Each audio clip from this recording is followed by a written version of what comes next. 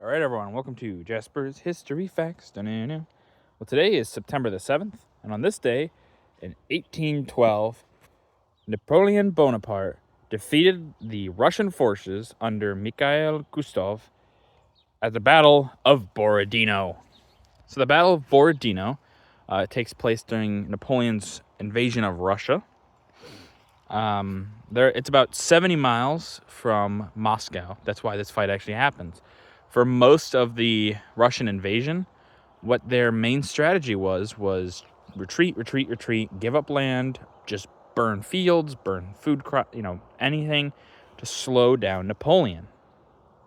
And the reason a lot of this was going on is because, well, it was a decent strategy at stopping Napoleon. Napoleon relied on speed. He relied on using the resources around him. When he has to have these big baggage trains and things like that, his army gets slowed considerably, and his effectiveness as a commander also would wane. Now, he still was Napoleon and was still much, much better than a lot of his contemporaries, but these issues definitely hampered him, and it's one of the reasons why the Russian invasion goes so bad. Not the only reason, but even though he has this victory, it's a narrow victory at Borodino. It could have gone either way.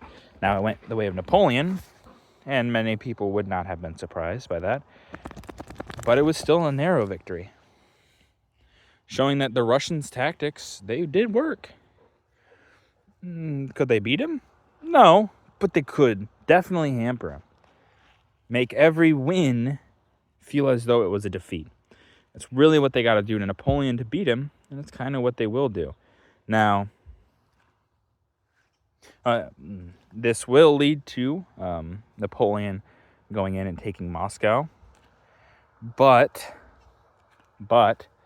once again, like I said just a few minutes ago, it made a victory feel like defeat. Moscow is not going to be the grand jewel that ends this war that like Napoleon thinks it is. Does he want that? Of course he wants it.